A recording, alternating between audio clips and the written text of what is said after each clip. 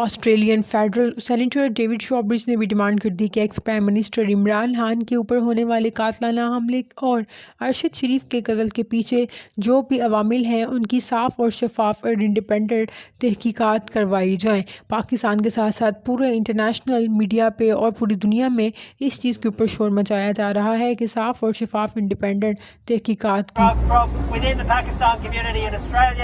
And of course for the many people fighting for a peaceful democratic solution in Pakistan. And there's been too much killing and violence in Pakistan's history. And I saw just there as well the image of the journalist Arshad Sharif, who was murdered in Kenya.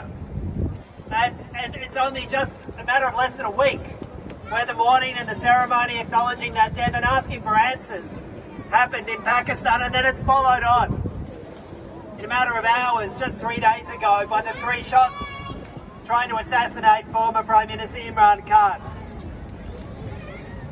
I would be calling upon our government to demand a full and proper investigation with international observers into the crime and the attempted assassination of Imran Khan, but also call on our government to demand an urgent, peaceful election in Pakistan. Absolutely.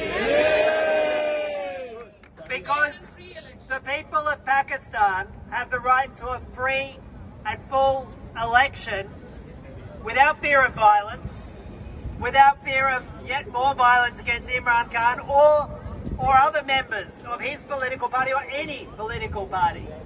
Because I also want to acknowledge the violence against other members of the political party in that assassination attempt. And surely we as friends of Pakistan have an obligation to call out the violence and to demand that it's not just a closed shop investigation by Pakistan and Pakistani authorities, but the investigation is done with full international oversight so we find out who the real criminals were in this assassination attempt. So today it's with a sense of solidarity with all of you.